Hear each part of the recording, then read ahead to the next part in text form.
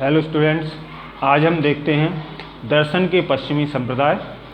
इसके अंतर्गत हम देखेंगे सबसे पहले हम बात करते हैं कि दर्शन के जो संप्रदायों में पाश्चात्य दर्शन ने भारतीय दर्शन को प्रभावित किया, जिसमें पाश्चात्य दर्शन के ऊर्ध्वाधर विकास का अनुकरण किया जाता है।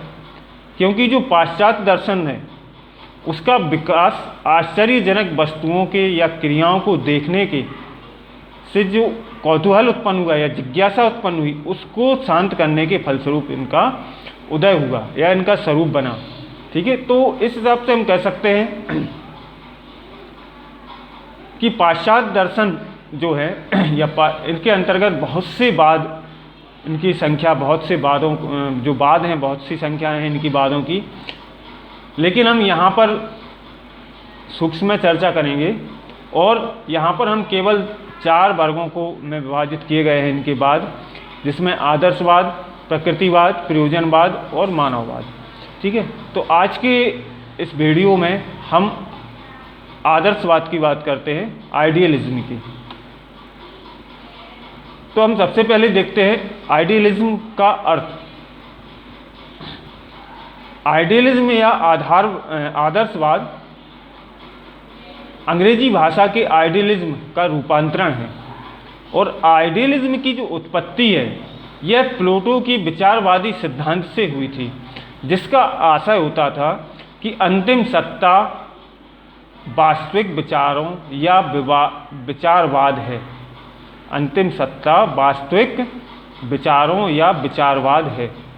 वास्तव में यदि हम देखें तो इसका सही शब्द है आइडिया प्लस इज्म, लेकिन यहाँ पर एल जो अक्षर जोड़ा गया है वह उच्चारण की सुविधा के लिए एल शब्द इसमें या एल अक्षर जोड़ दिया गया है, जिसके कारण इसको हम आइडियलिज्म के नाम से जानते हैं। इनके अनुसार आध्यात्मिक जगत भौतिक जगत की अपेक्षा अधिक महान है, क्योंकि यह जो जगत अर्थात आध्यात्मिक जगत है वह सत्य है, जबकि भौतिक जगत असत्य। क्योंकि यह नाशवान है। आध्यात्म जिनके मूल में विचार है और मन और आत्मा का ज्ञान होता है। आध्यात्म जगत में मन और आत्मा का ज्ञान होना ही आध्यात्म कहलाता है। यदि हम पैट्रिक के अनुसार इसकी परिभाषा देखें तो इन्होंने कहा था कि भौतिकवाद संसार का आधार, भौतिकवादी जो संसार है उसका आधार पदार्थ है, जबकि आदर्शवाद संसार का आधार मन देखता है। यहाँ पर उनका कहने का आशय है कि भौतिकवाद पदार्थ को मन से पहले की वस्तु मानता है, जबकि आदर्शवाद मन को पदार्थ से पहले की वस्तु। यदि हम इसको पैट्रिक के शब्दों में कहें तो भौतिकवाद संसार का आधार पदार्थ में देखता है, जबकि आदर्शवाद संसार का आधार मन में देखता है। कहने का आशय यह है कि भौतिकवाद पदार्थों को मन के से पहले की वस्तु मानता है, जबकि आदर्शवाद मन को पदार्थ से पहले की वस्तु मानता है।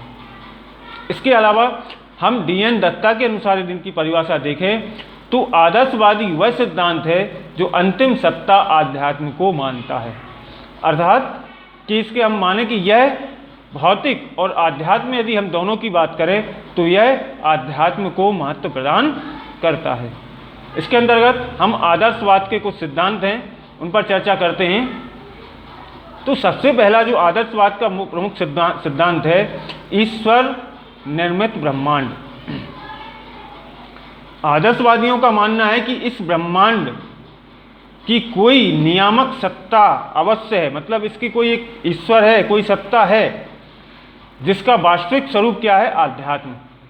तो आदर्शवादियों के अनुसार ब्रह्मांड 2 मूल तत्वों से मिलकर बना है, पहला आत्मा और दूसरा प्रकृति। इसके अनुसार कि ब्रह्मांड की रचना परमात्मा पदार्थ द्वारा करता है, अर्थात कि 2 ही ऐसी सत्ता है, 2 मूल तत्व हैं, एक तो पहला आत्मा और दूसरा प्रकृति, और इन्हीं से परमात्मा और पदार्थ के द्वारा इस ब्रह्मांड की रचना हुई है। नेक्स्ट जो पॉइंट आता है वह आता है आध्यात्मिक जगत को महत्व।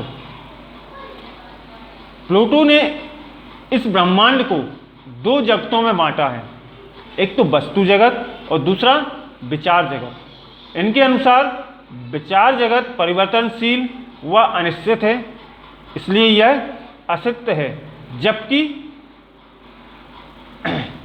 जो इन्होंने क्या कहा है कि जो विचार जगत है वह परिवर्तनशील है, इसलिए यह असत्य है और इसके बिना जगत भी असत्य है। ठीक है। नेक्स्ट पॉइंट आता है संसार की सर्वश्रेष्ठ रचना मनुष्य। आदर्शवादी मनुष्य को ब्रह्मांड की सर्वश्रेष्ठ रचना मानते हैं, क्योंकि उनका यह मानना है कि वे शक्तियाँ, विशेषकर आध्यात्म की जो शक्तियाँ हैं, वह मनुष्य के अंतर्गत संसार के किसी प्राणी में नहीं है। चौथा पॉइंट आता है नैतिक आचरण का महत्व। आदर्शवादियों के अनुसार सत्यम शिवम सुंदरम आध्यात्म के मूल है और इनका कहना है कि मनुष्य दूसरे मनुष्य के प्रति अपने कर्तव्यों का निर्वाह करते हुए सत्यम शिवम सुंदरम का दर्शन करता है। नेक्स्ट पॉइंट आता है इसमें राज्य सर्वोच्च सत्ता।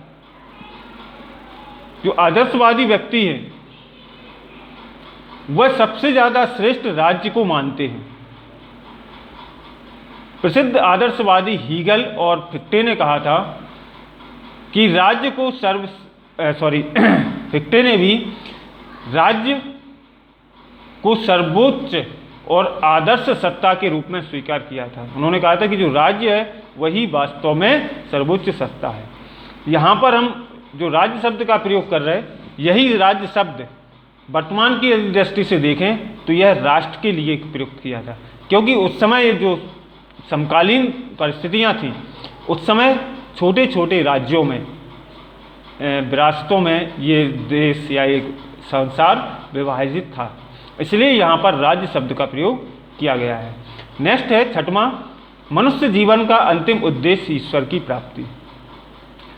आदर्शवादियों का मानना था या मानना है कि मनुष्य के अंदर आत्मा का निवास होता है और आत्मा अनंत, अनादि और सूक्ष्म है, परंतु अज्ञानता के कारण हम अपनी शक्तियों को पहचान नहीं पाते। इसलिए उन्होंने कहा था कि मनुष्य जीवन का अंतिम उद्देश्य होना चाहिए ईश्वर की प्राप्ति। अंतिम जो पॉइंट आता है वह है भौतिक एवं आध्यात्मिक शक्तियों द्वारा मनुष्य का विकास। आदर्शवादियों के अनुसार भौतिक ज्ञान की प्राप्ति भौतिक शक्तियाँ और इंद्रियों द्वारा होती है और आध्यात्मिक ज्ञान की प्राप्ति आध्यात्मिक शक्ति और आत्मा के द्वारा होती है। समझ में आया आप कि भौतिक ज्ञान की प्राप्ति भौतिक शक्तियों और इंद्रियों के द्वारा, जो भौतिक इंद्रियां हैं या भौतिक शक्तियां हैं, उन्हीं के द्वारा हमें भौतिक जानकारियाँ प्राप्त होती है, अर्थात भौतिक ज्ञान प्राप्त होता है। लेकिन यदि हमें आध्यात्मिक ज्ञान प्राप्त करना है तो हमें आध्यात्मिक शक्ति और अर्थात आत्मा द्वारा ही इसका हमें ज्ञान प्राप्त होगा और इसके माध्यम से हम भौतिक वातावरण पर भी नियंत्रण रख सकते हैं। अर्थात आध्यात्मिक शक्ति, आध्यात्मिक ज्ञान होने के कारण के द्वारा ही हम भौतिक वातावरण पर नियंत्रण रखने में सफल हो सकते हैं। ये थे हमारे आदर्शवाद के प्रमुख सिद्धांत। ठीक है, धन्यवाद।